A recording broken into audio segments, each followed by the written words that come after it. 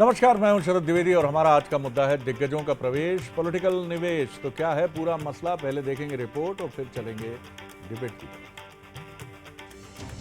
देश का दिल मध्य प्रदेश कांग्रेस बीजेपी दोनों के लिए सियासी निवेश का डेस्टिनेशन बना हुआ है। ऑपरेशन सिंदूर के बाद बीजेपी राष्ट्रवाद के रथ पर सवार होकर पूरी ऊर्जा के साथ सियासी समर में है, तो कांग्रेस संगठन को नए सिरे से मजबूत करने की कवायद में पूरी शिद्दत से जुटी है। 31 मई को प्रधानमंत्री नरेंद्र मोदी प्रदेश की राजधानी में स्व सहायता समूह की महिलाओं के साथ संवाद करेंगे। उनके दौरे को लेकर बीजेपी ऊर्जा से भरी हुई नजर आ रही है। सरकार और संगठन दोनों के मुखिया पीएम के दौरे को प्रदेश के लिए गौरव की बात मान रहे हैं। मोदी जी आ रहे हैं, देश की बहनों का जो सिंदूर का बदला था वो लेकर आ रहे हैं। इस देश को चौथी अर्थव्यवस्था बना के ला रहे हैं। अपनी पार्टी अपने दल के लिए सैकड़ों चुनाव जीत के ला रहे हैं। और राहुल गांधी यूपीए उनके नेतृत्व में सैकड़ों चुनाव हारा, वे स्वयं हारे। तो अब एक हारा हुआ नेता मध्य प्रदेश में सृजन की बात करेगा, ये अपने आप में ही आत्मविरोधाभासी है, हास्यास्पद है। और वे जहाँ पर भी जाते हैं वहाँ पर उन्हीं का पार्टी का बंटाधार होता है। मुझे लगता है 3 तारीख के बाद और कांग्रेस खंड होना शुरू हो जाएगी। बीजेपी जहां मोदी के सहारे अभी से 2028 की चुनावी लड़ाई की जमावट करने में जुटी है, तो वहीं कांग्रेस भी राहुल के सहारे 2028 के लिए अपनी जमीन मजबूत कर रही है। राहुल गांधी 3 जून को करीब 7 घंटे भोपाल में रहने वाले हैं, जिसमें संगठन की कसावट पर फोकस करने के साथ ही कार्यकर्ताओं में जोश भरेंगे। कांग्रेस पीएम के दौरे को इवेंट और राहुल के दौरे को संगठनात्मक बता रही है। वो जो आ रहे हैं वो ऑपरेशन सिंदूर के नाम पर उसको इनकेश करने के लिए आ रहे हैं। वो जो सारी चीज़ें हो रही हैं वो एक तरीके का एक प्रचार है जिसमें बीजेपी और प्रधानमंत्री जी तो निश्चित रूप से निपुण हैं और इस काम के लिए वो आ रहे हैं। लेकिन राहुल जी का जहाँ तक सवाल है, हम लोग संगठन को फिर से गढ़ने के लिए आ रहे हैं। हम लोग राहुल जी आ रहे हैं इस बात के लिए कि मध्य प्रदेश में किस प्रकार से कांग्रेस पुनर्जीवित हो सके। कुल मिलाकर कांग्रेस और बीजेपी दोनों की टॉप लीडरशिप का मध्य प्रदेश पर पूरा फोकस है। 2028 में होने वाले विधानसभा चुनाव में अभी 2 साल से ज्यादा का वक्त बचा है, लेकिन सियासी समीकरण फिट करने की कवायद शुरू हो चुकी है। कांग्रेस को जहां संगठन को नए सिरे से खड़ा करना है, तो वहीं बीजेपी के पास मजबूत संगठन और सजग सरकार का साथ है। इसी कड़ी में पीएम मोदी और राहुल गांधी एक हफ्ते के अंदर मध्य प्रदेश में राजनीतिक रणनीति जमाने पहुंच रहे हैं। ऐसे में कहा जा सकता है कि प्रदेश में दिग्गजों का प्रवेश पॉलिटिकल निवेश की तरह हो रहा है। तो आपने देखा कि 2 दिग्गज मध्य प्रदेश की राजधानी में, प्रधानमंत्री नरेंद्र मोदी एक दिन बाद यानी शनिवार को और राहुल गांधी 3 जून को अपना अपना दावा। कांग्रेस का कहना कि संगठनात्मक सृजन का कार्यक्रम है, बड़ा सुंदर शब्द है और ऐसा लगता है कि जैसे बीजेपी के किसी कार्यक्रम का नाम है। और प्रधानमंत्री ऑपरेशन सिंदूर और मध्य प्रदेश की राजधानी में जो कार्यक्रम है शनिवार को, उस कार्यक्रम में नारी शक्ति को प्रणाम करते हुए ही वो आगे बढ़ रहे हैं। अपने अपने दोनों पार्टियों के क्लेम्स हैं और एक दूसरे पर निशाना साधने की कोशिश भी है। लेकिन मध्य प्रदेश इम्पॉर्टेंट है और ख़ासतौर से जब से गुजरात में हुआ है कांग्रेस का कन्वेंशन और पायलट प्रोजेक्ट में गुजरात और मध्य प्रदेश को चुना गया है, जो साफ तौर पर ये बताता है कि मध्य प्रदेश अपनी पॉलिटिकल रीजनिंग की वजह से बीजेपी और कांग्रेस दोनों के लिए बहुत इम्पॉर्टेंट है। बाइपोलर है चरित्र में, 2 ही दलों की टक्कर है यहाँ। कांग्रेस और बीजेपी के वोट बैंक में बहुत ज़्यादा अंतर नहीं है और इसलिए कांग्रेस का फोकस है और बीजेपी का फोकस इसलिए है क्योंकि ये संगठन की पाठशाला है, प्रयोगशाला है। बीजेपी में सबसे मजबूत किलेबंदी संगठन की दृष्टि से अगर किसी राज्य में है वो है मध्य प्रदेश। पहले बंसल न्यूज़ के सवाल देखते हैं, फिर मेहमानों की तरफ चलेंगे। क्या पीएम मोदी और राहुल गांधी का दौरा चुनावी बिसात का हिस्सा है? क्या कांग्रेस का मजबूत होता संगठन बीजेपी को रोकने में सफल होगा? और क्या मध्य प्रदेश में दिग्गजों का प्रवेश 2028 के लिए पॉलिटिकल निवेश है? राजनीति में जाहिर तौर पर राजनीति बहुत अहम होती है और ये राजनीति जनता के मन तक जब पहुंच जाती है तो ये राजनीतिक लाभार्थ रूपी निवेश के रूप में रिटर्न होती है। हमारे जो मेहमान हैं उनसे मिलिए। हमारे साथ हैं अवनीश बुंदेला जी, कांग्रेस के युवा नेता प्रवक्ता, बहुत स्वागत करता हूं उनका। मिलन भार्गव जी हैं, युवा नेता प्रवक्ता बीजेपी के, उनका स्वागत है। और मनोज सैनी हैं, एग्जीक्यूटिव एडिटर पॉलिटिकल अफेयर्स, जो दिन भर आज डटे रहे जम्बूरी मैदान में, जहां गहरी उमस के बीच में सारी तैयारियों को अंतिम रूप दे रहे थे बीजेपी के शिल्पकार और खुद मुख्यमंत्री और प्रदेश अध्यक्ष वहां लगातार अपनी उपस्थिति से। मनोज, कैसे देखते हैं आप इस दोनों कार्यक्रमों को? दोनों बहुत इम्पॉर्टेंट है। प्रधानमंत्री फिर गरजेंगे, पाकिस्तान को भी संदेश मिलेगा यहाँ से एक बार फिर, जिस तरह वो अपने हर स्पीच में इन दिनों हम देख रहे हैं कि पाकिस्तान को एक बहुत साफ संदेश दे रहे हैं। और उसी के साथ नारी शक्ति को भी डिवोटेड है ये कार्यक्रम, जिस तरह से हमने कर्नल सोफिया कुरैशी और विंग कमांडर व्योमिता सिंह को देखा है। तो किस तरह देखते हैं आप इस प्रोग्राम को? देखिए सर, ये दो राज्य ऐसे हैं जिनका जिक्र आप भी कर रहे थे, गुजरात और मध्य प्रदेश। दोनों से भारतीय जनता पार्टी को भी खासी उम्मीद है और कांग्रेस को भी, क्योंकि बाइपोलर पॉलिटिक्स है, दो ही दल चुनाव मैदान में होते हैं, तो बहुत ज़्यादा ही किसी का असर, बीच में बसपा और बाकी सपा ने थोड़ा बहुत असर डाला, लेकिन वो भी धीरे धीरे कर खत्म हो गया। 18 में एक बार मौका दिया मध्य प्रदेश ने कांग्रेस को, जाहिर है ज़मीन तैयार है। और वोट का प्रतिशत भी आप देखेंगे तो हमेशा ये नज़र आता है कि कांग्रेस का वोट बैंक भी बिल्कुल फिक्स है और भारतीय जनता पार्टी उसमें बढ़त ले लेती, क्योंकि उसके पास एक संगठन का बहुत जोरदार ढांचा है। और उसी की तरफ राहुल गांधी, यानी कांग्रेस के जो विपक्ष के नेता है, लीडर है, वो भी अपने संगठन को मजबूत करने में लगे। गुजरात से ही उन्होंने शुरुआत की है, मध्य प्रदेश की धरती से वो देख रहे हैं कि शायद कुछ नया देखने को मिले। युवा पीढ़ी दोनों तरफ है, दोनों संगठन के मुखिया बदल चुके हैं, चाहे भारतीय जनता पार्टी की बात करें या कांग्रेस की बात करें। बतौर मुख्यमंत्री भी नया चेहरा डॉक्टर मोहन यादव है, जो अलग तरह से काम कर रहे हैं। तो मुझे लगता है उम्मीद है दोनों तरफ। लेकिन प्रधानमंत्री जब आ रहे हैं तो नारी पर फोकस, महिला सशक्तिकरण पर बहुत बड़ा फोकस है भारतीय जनता पार्टी का। और बीते जितने भी चुनाव हुए, यदि वहाँ जीत का श्रेय किसी को जाता है तो महिलाओं को जाता है। ये इत्तेफाक है कि 300वीं जयंती है और उसी बीच में ऑपरेशन सिंदूर हो गया, तो स्वाभाविक है कि उसका लाभ लेना ही चाहेगी एनडीए की सरकार, मोदी प्रधानमंत्री और डॉक्टर मोहन यादव। तो वही चीज़ें दिखाई दे रही, लेकिन उम्मीदें दोनों के लिए हैं और इसलिए दोनों का निवेश मध्य प्रदेश में दिखाई दे रहा है। बिल्कुल सही कहा आपने, ये बहुत इम्पॉर्टेंट बात है कि निवेश दोनों ही देख रहे हैं, निवेश की दृष्टि से भी। कैसे देखते हैं अवनीश जी आप राहुल जी की तैयारी, मध्य प्रदेश आना, बड़ा सुंदर नाम है सृजन, और मध्य प्रदेश संगठनात्मक प्रयोजन के लिए आना इसलिए भी सुखद है क्योंकि राहुल जी का आना बहुप्रतीक्षित रहता है मध्य प्रदेश में। और इसी बीच मोदी जी आपके हमारे प्रधानमंत्री किसी दल का नहीं, पूरे देश का है। जी सर, सबसे पहले तो मैं, जैसा आपने कहा, बिल्कुल स्वीकार करता हूं कि प्रधानमंत्री हमारा भी है, बीजेपी का नहीं है, वो पूरे देश का है।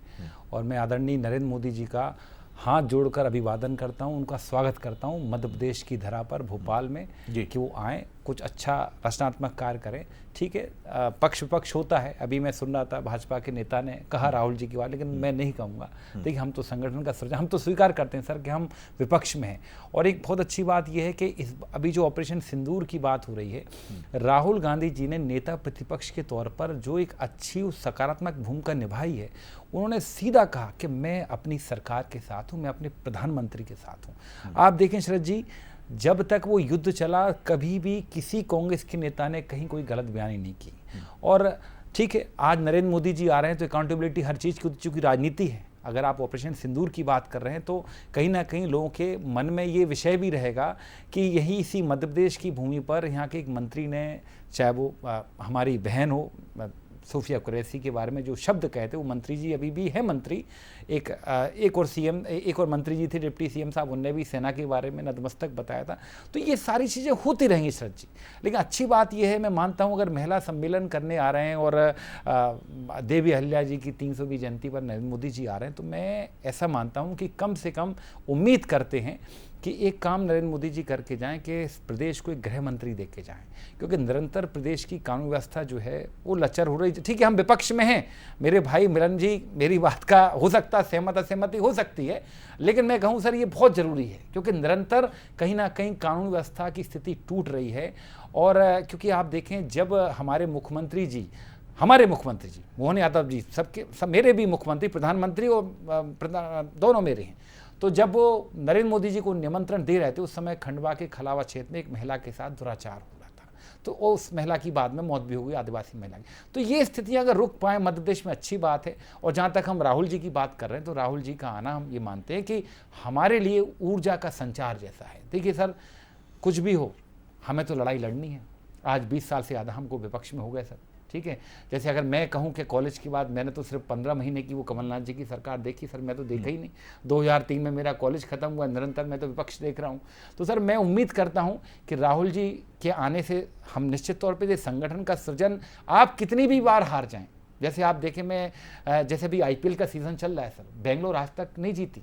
बेंगलोर में विराट कोहली ऐसा खिलाड़ी है, AB डिविलियर्स जैसे लोग रहे, लेकिन नहीं जीती। लेकिन सर वो भी तो प्रयास कर रहे, एक बार फिर फाइनल में आए। तो हम भी सर ये प्रयास करते रहेंगे। ठीक है, हम नहीं जीत पाए 20 साल से, हम सरकार में नहीं आ पाए, लेकिन राहुल जी के नेतृत्व में हम फिर से अपने संगठन को गढ़ने का प्रयास करेंगे, उसको मजबूत करने का प्रयास करें। इस बार एक नई चीज़ ये लेकर आ रहे हैं राहुल जी कि हमारे जिलाध्यक्षों को नए तरीके से स्ट्रेंथन किया जा रहा है। उसके लिए जिलाध्यक्ष की नियुक्ति के लिए अलग अलग प्रभारी रखे गए। तो उम्मीद करते हैं उससे कुछ अच्छी चीज़ निकल कर आएगी, पक्ष के लिए भी और विपक्ष के लिए भी। लेकिन आज मैं आपके डिस्कोर्स को सुन के मैं ये भी सोच रहा हूँ कि हमारे युवा साथी मिलन जी के लिए आपने कोई लीडिंग स्टेटमेंट नहीं छोड़ा है कि जिसका सिरा पकड़कर वो गोलीबारी आपके ऊपर शुरू कर दें। अच्छा लगता है डिबेट में जब इस सौजन्यता का पालन होता है और इस तरह की कर्कश और चुभने वाली शब्दावली से अलग बातें की जाती हैं और बहुत अच्छे से की जा सकती हैं। उसके लिए भारी भरकम शब्द या घृणा या नफरत, ये तो और खराब चीज़ हो गई। बरा मिलन जी। शरद जी, देखिए, सृजन की परिभाषा आपने और हमने जो पाठशाला में पढ़ी या घर के संस्कारों में पाई, उसका मतलब तो ये होता है जो अच्छे काम है या सत्य मार्ग पे या धर्म तक के आधार पर चलने वाली जो लाइन है, उसको आगे बढ़ाने वाला जो व्यक्ति होता है वो सृजन करता है। प्रधानमंत्री नरेंद्र मोदी जी 300वीं जयंती देवी अहिल्याबाई की मनाने आ रहे हैं और उसमें लाखों लाख मध्य प्रदेश की जो बहनें इकट्ठे हो रही हैं, ये बताता है कि हमारी सृजनात्मक सोच है। हम शौर्य के प्रतीक सेना के पराक्रम को ले जाकर देश में यदि जो गुणगान कर रहे हैं वो सृजन कहलाता है, या उन पर सवाल खड़े करना। और ये पहली दफा नहीं हो रहा। सर्जिकल स्ट्राइक होती है तो सवाल कहां से आते हैं? कांग्रेस पार्टी, सबूत मांगे जाते हैं साहब। एयर स्ट्राइक होती है, सबूत मांगे जाते हैं। ऑपरेशन सिंदूर को पूरी दुनिया ने सराहा और भारत जो बदलता हुआ भारत है, जिसने देखा कि आत्मरक्षा के लिए और किस प्रकार से जवाबी कार्रवाई देकर पाकिस्तान में घुसकर मारकर आया और उनकी जो पूरी तमाम सैनिक हड्डे थे उनको निस्तनाबूद कर आया, उसको पूरी दुनिया मान रही है। पाकिस्तान का प्रधानमंत्री मान रहा है, लेकिन मान कौन नहीं रहा है? राहुल गांधी और पूरी की पूरी कांग्रेस पार्टी। दुर्भाग्य है। और सृजन किस प्रकार से होता है आप देखिए, देश के हमारे सांसद जो सभी दलों के हैं वो विभिन्न देशों में जाकर पाकिस्तान को बेनकाब करने का काम कर रहे हैं, उसके आतंकवाद को बताने का काम कर रहे हैं। और जयराम रमेश इनके क्या कह रहे हैं कि वो आतंकवादी हैं। तो ये सृजन सोच किसकी है और विध्वंस की सोच किसकी है? ये देश आज़ाद होता है, धार्मिक आधार पर आप पाकिस्तान बना देते हैं। आप नहीं बनाया, हमने नहीं बनाया। और आज आतंकवाद की जड़ें कहाँ हैं? आपके द्वारा बनाए हुए पाकिस्तान से ही संचालित हो रही हैं और आज तक देश भोग रहा है। आपने औरंगजेब अकबर को महान बताया, क्या कारण थे? आपने देवी अहिल्याबाई जैसे महानतम वीरांगना को महान नहीं बताया, रानी लक्ष्मीबाई को महान नहीं बताया, रानी कमलावती हम स्टेशन का नाम रखते ताकि देश का भविष्य और वर्तमान पीढ़ी जान सके। तो आपके नेता विरोध करते, कहते भैया इनका मतलब क्या है? एक आदिवासी गौंड महिला का नामकरण करके क्यों किया जा रहा है? तो भैया आपने हबीबगंज नाम रखकर कौन सी महानता कर दी थी? आप ये किनकी महानता को गा रहे हैं? हम वीर महापुरुषों की गाथा को गा रहे हैं। उसको शायद सृजन कहेंगे, क्योंकि वो बनाने वाला और पीढ़ी को नखारने वाला है। और आप जिस प्रकार से आतंकवाद की जड़ों को पोषित करते आए और आज फिर इस देश के खिलाफ खड़े होकर जिस प्रकार की आवाज उठा रहे हैं, पूरा देश देख रहा है। और राहुल गांधी जी क्या सृजन कर रहे हैं पूरे देश में, तो देश के खिलाफ बोल रहे हैं। बोल लीजिए आप, 10 बताइए आप जी। बुद्देला साहब, मैं क्या बोलूं सर, अगर नरेंद्र मोदी, एक बात रही मेरी, मैं बोल दूं क्योंकि विनीश जी ने एक बात उठाई थी कानून की व्यवस्था को लेकर। अरे कानून की व्यवस्था पे सवाल जरूर उठेगा जब आपके अध्यक्ष के भाई भूमाफिया निकल आएंगे और उन पर FIR दर्ज होगी और कानून पर आप सवाल उठाना स्वाभाविक है, क्योंकि यहाँ कानून का राज है। FIR भी होगी और सलाखों के पीछे डालने का काम भी होगा जो अपराध करेगा। जी बोल लीजिए, 10 सेकंड। हमने देखा कि अगर 28 जिन बहनों का सिंदूर छिना है, अगर नरेंद्र मोदी जी उनके घर जाकर उनका दुख बांट कर मध्य प्रदेश में ऑपरेशन सिंदूर करने, इसकी सफलता मनाने आते तो हम उनका स्वागत करते। वहाँ कौन गया? आदरणीय राहुल गांधी जी गए। ये नहीं गए, ये तो अगले दिन रैली कर रहे थे, चुनावी रैली। सर मुझे मजबूर होना पड़ा इस तरह के तीखे जवाब देने के लिए, क्योंकि मेरे भाई की तरफ से इस तरह के कोई विषय सवाल नहीं आए, जवाब नहीं आए। बाकी मैं एक बात तो कहूँगा, जीतू पटवारी जी पर स्पष्ट हो चुका है कि जिस विषय को लेकर आपने उनके परिवार पर एफआईआर दर्ज की है, ये सब झूठ है, निराधार है। और ये पहली बार भारतीय जनता पार्टी, मोहन यादव, भाजपा की सरकारें एक्सपोज नहीं हो रही। कोर्ट से इस तरह के मामले हमेशा खत्म हो जाते हैं। ये झूठे मुकदमे दर्ज करने में इनको महारत हासिल है। ईडी सीबीआई को हकीकत में तोता बना लिया है। सर मनोज, अभी जो बात मिलन ने कही, मिलन जी ने, वो बड़ी इंपॉर्टेंट बात है। बीजेपी अपने नायक भी चुन रही है, ये भी महत्वपूर्ण बात है। वो उन नायकों से असहमत नहीं है जो आज़ादी के बाद से या कांग्रेस की शासकों के शासन के दौरान पाठ्यक्रमों में पढ़ाए गए या जिनका जिक्र कांग्रेस के नेता बढ़ चढ़ कर करते थे, और वो उनसे असहमत नहीं है, चाहे वो गांधी हों, पटेल हों।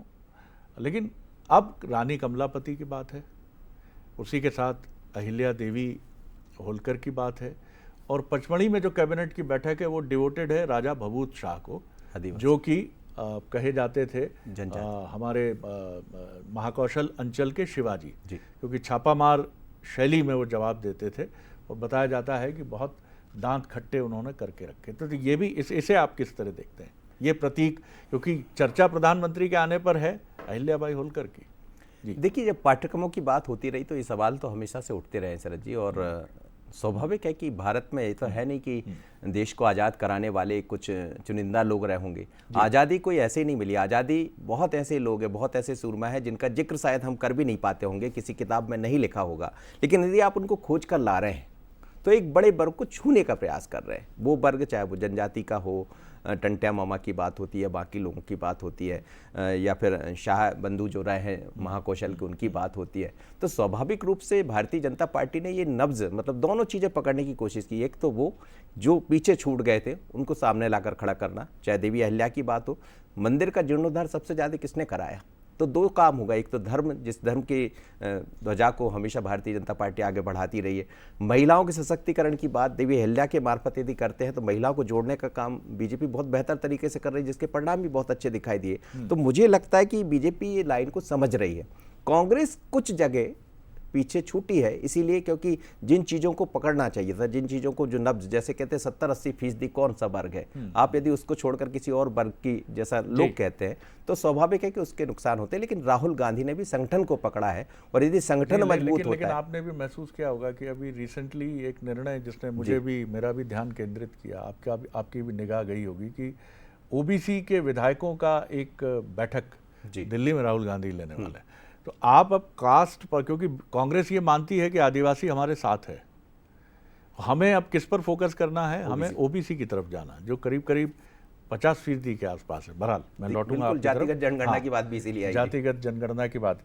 अवनीश जी, जो बात मनोज कह रहे हैं, सवाल यही बहुत इंपॉर्टेंट है कि 90 के दशक में, ये हमने पहले भी बात की, कि जब राष्ट्रवाद और हिंदुत्व की एक अलग अवधारणा पर बात देश में शुरू हुई, जब आडवाणी जी राम रथ यात्रा को लेकर निकले, तब से कांग्रेस इन सवालों को लेकर असुविधाजनक स्थिति में, ऐसा समीक्षक कहते हैं, वो अपने को महसूस करती रही, और ये बढ़ती गई मुश्किल। आज भी सवाल चाहे हिंदुत्व पर हो या पाकिस्तान पर हो, आपका जो नैरेटिव आता है, कहा जाता है, वो कांग्रेस को ही मुश्किल में डालता। तब देखिए शरद जी, बात इसमें ऐसी है कि हमने कभी हम ये मानते, स्वीकार करते हैं कि हमने कभी इनका प्रचार प्रसार नहीं किया, हम इसमें पीछे रह गए।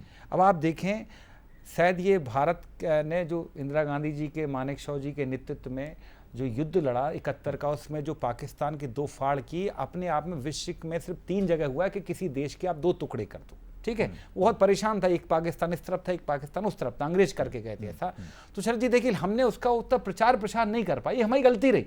बाकी मैं अभी मिलन जी को सुन रहा था, मैं आदरणीय मनोज जी की भी बात सुन रहा था। अगर आप देवी अहिल्या जी की कहें, आप मुझे बताएं, देवी अहिल्या विश्वविद्यालय कब स्थापित हुआ? क्या नरेंद्र मोदी जी के आने के बाद स्थापित हुआ? आप पता करें, इंदौर में देवी अहिल्या जी के नाम के कितने चौराहे, कितने संस्थान, इस पूरे मालवा क्षेत्र में इनने क्या किया? आप मुझे बताएं। उस राजवाड़ा के नाम पर इतने प्रयोग किए, कैलाश जी ने, सबको मालूम कि पहले रोड को जोड़ा, पहले ट्रैफिक बंद किया, कितना विरोध हुआ। चलिए वो छोड़िए, अब आप बात करते सर महारानी लक्ष्मीबाई की। ये कब लिखा गया? बुंदेलाओं से जुड़ा है। बुंदेले हर बोलो के मुंह हमने सुनी कहानी थी, खूब लड़ी मर्दानी वो तो झांसी वाली रानी थी। क्या ये नरेंद्र मोदी जी लिख गए? मुझे लगता है कि रानी लक्ष्मीबाई सिर्फ कंगना रनावत का वो एक्ट है जो उन्होंने एक फिल्म में किया, तो वो तो नहीं हो सकता शरद जी, उसको तो हम स्वीकार नहीं कर सकते। और जहाँ तक बात अभी रानी कमलापति स्टेशन की कर रहे हैं, ठीक है, हम स्वागत करते हैं, लेकिन क्या रानी कमलापति स्टेशन का नाम आपने हबीबगंज से रानी इसलिए रखा था कि वहाँ पुलिस वालों को भाजपा के नेता एक मंत्री के साथ ही पीटे, खुले तौर पर गाली दे के पीटे कि तू मुसलमान है इसलिए तुझे पीट रहे? क्या ये इसलिए रखा था? क्या इससे मैं समझता हूं कि इससे भारतीय जनता पार्टी के नेता खुश होंगे? मैं नहीं समझता कि मोहन यादव जी, शिवराज जी ने ये अगर किया होगा तो इसलिए किया होगा। तो मुझे लगता है कानून व्यवस्था की स्थिति यहां से जर्जर होती, इसलिए मेरा सवाल कानून व्यवस्था पर भी सर, और मेरे ख्याल से I have answer the question. जी मिलन जी। देखिए शरद जी, 90 के दशक की आपने बात करी, ये अवधारणा जो हिंदुत्व की लेकर आई, और भारतीय जनता पार्टी का जो स्पष्ट मानना था वो उस समय से लेकर अब तक बदला नहीं। उस बात को कितने बरस हो गए, लेकिन हम जो लाइन को लेकर चले थे उस लाइन पर चल रहे हैं और चलते रहेंगे। लेकिन कांग्रेस पार्टी की यहाँ देखिए आप, स्थिति कोई भी स्पष्ट नहीं है। सोनिया जी नेतृत्व करती हैं तो अलग लाइन होती है, उस पर राम को काल्पनिक तक कह दिया जाता है। राहुल गांधी जी प्रयोगशाला की दुकान चलाते हैं तो जनेऊ पहन लेते हैं जब चुनाव आते हैं, लेकिन फिर उसके बाद हिंदुत्व के खिलाफ खड़े दिखाई देते। तो कांग्रेस पार्टी का स्पष्ट है कि जहां हिंदू संस्कृति की बात आई वहां खिलाफ करना है, खिलाफत करते हुए नेतृत्व करना है, क्योंकि किसको खुश करना है ये तुष्टिकरण की राजनीति सबको स्पष्ट है। लेकिन जितना गौरवशाली इतिहास इस देश का रहा है, आप किसी भी कांग्रेसी से पूछ लीजिए, ये कहते हैं कि 1947 के बाद यदि इस देश में कुछ भी हुआ है वो हमारे द्वारा हुआ है, क्योंकि यहाँ तो सुई तक नहीं होती थी। हमारा इतिहास कहता है कि हम सोने की चिड़िया थे, इतना गौरवशाली इतिहास, और उसको कहते हैं कि जो कुछ सुई भी आई है इस देश में तो हमारे कारण आई है। कितना दुर्भाग्य है, इस देश को भिखमंगा बताने वाले लोग आज देश की महानता पर सवाल खड़ा कर रहे हैं, क्योंकि उनको पच नहीं रहा है। क्योंकि आज देश जिस प्रगति से 11वें पायदान से 4थे पायदान पे आर्थिक रूप से मजबूत हुआ है, तो ये प्रधानमंत्री नरेंद्र मोदी जी के नेतृत्व में हो पाया है। और आज महिला सशक्तिकरण पे जो महासम्मेलन होने जा रहा है, ये ऐसे ही नहीं हो रहा है, ये दूरगामी सोच के। आप पहले देखिए, देश की संसद लोकतांत्रिक मूल्यों को जो मजबूत करती है, वहां 33% आरक्षित करते हुए, एक देश एक चुनाव करते हुए, आने वाले समय में देश की आधी आबादी को उसका नेतृत्व मिले, उसका अधिकार मिले, इस दिशा में जिस प्रकार से भारतीय जनता पार्टी ने किया है, वो मध्य प्रदेश की भारतीय जनता पार्टी ने सरकार में भी किया है। और तमाम योजनाएं, आप तो लाडली बहनाओं पे सवाल उठाते थे, भैया क्यों पैसे दे रहे हो, 3000 कब? अरे हम देंगे ना 3000, हम उससे ज्यादा भी देंगे। लेकिन आपने क्या किया? आप तो महिलाओं को टंच माल, आइटम, बच्चा पैदा करने की मशीन, मुझे लगता है इस तरह के सवाल खड़े करते हैं। आप दोनों दल अगर मुद्दा आधारित बहस की तरफ जाएंगे, क्योंकि बचपन में हम लोग जब अंटी खेलते थे और गुलेल चलाते थे या और बच्चों के खेल खेलते थे, तो कई बार इस तरह की बहस हम बच्चों में होती थी कि मेरे पास तो ये भी है, मेरे पापा के पास तो ये भी है। ये बहस का एक बहुत उबाऊ पक्ष है, माफ़ कीजिएगा, कि हमने ये किया, 1947 में देश में क्या था, हमने 2014 के बाद भारत को बदल दिया। ये बहस का वो पक्ष है जिसमें लोगों की रुचि नहीं है। ये सब जानते हैं कि चाहे आप सत्ता में हो, चाहे दूसरा दल हो, कांग्रेस हो या बीजेपी हो, कोई चुनाव हारने के लिए नहीं आता और कोई जनता का नुकसान करने के लिए नहीं आता। ये अलग बात है कि कुछ मुद्दे नुकसान करते हैं, लेकिन ये डिबेट का विषय है कि क्या वो वोट की राजनीति के लिए है या जानबूझकर आप देश को नष्ट करने के लिए ऐसा करते हैं। इस पर खूब डिबेट कर लीजिए, लेकिन ये उपलब्धियां गिनाने का तरीका मुझे लगता है कि मनोज, कंक्लूडिंग रिमार्क आप। बस मैं तो यही कहूँगा शरद जी कि मध्य प्रदेश एक ऐसा राज्य है जहाँ दोनों को निवेश करना चाहिए। पॉलिटिकल दृष्टि से मैं कह रहा हूँ, क्योंकि ये वो है जहाँ से बार बार चीज़ें होती दिखाई देती, तो मुझे लगता है इसीलिए राहुल गांधी को भी लगता है। और प्रधानमंत्री मोदी की बात करें या भारतीय जनता पार्टी को, वो तो समझ ही रही, क्योंकि गुजरात के बाद कोई मध्य प्रदेश ऐसा दूसरा राज्य है जहाँ सबसे ज़्यादा राज्य करने वाली भारतीय जनता पार्टी। बिल्कुल। और बहस के मुद्दे जो हैं, विषय जो हैं, वो जितने जन कल्याण की तरफ जाएंगे उतना अच्छा होगा। कितनी IIT बने, कितने हॉस्पिटल्स बने, कितने नए स्कूल्स बने, कितने कॉलेजेस बने, हेल्थ फैसिलिटीज़ में क्या क्या हुआ, रोज़गार कितना मिला, कितना दिया गया। क्यों हमारी बहसें अटक जाती हैं इतिहास के प्रतीकों पर, हमने क्या किया, आपने क्या नहीं किया। ये बहसों का रूप जैसे जैसे बदलेगा, राजनीति का रूप भी बदलेगा, या राजनीति का रूप पहले बदलेगा तो बहसों का रूप बदलेगा। यहाँ पर बैठे हुए हमारे दोनों प्रवक्ता अपनी अपनी उपलब्धियों का मुस्कुराते हुए वर्गीकरण प्रस्तुत करेंगे, और लोकतंत्र के लिए इससे अच्छी कोई सुबह हो नहीं सकती, और वो सुबह यकीन मानिए बहुत ज़्यादा दूर नहीं है। क्योंकि लोग भी यही चाहते हैं और मूल रूप से राजनीतिक दल भी यही चाहते हैं। कई बार उनकी मजबूरी उनके पैरों में जंजीर बन जाती है। आप तीनों मेहमानों का बहुत शुक्रिया। आगे देखिए हमारा खास प्रोग्राम प्राइम मेट्रो। नमस्कार।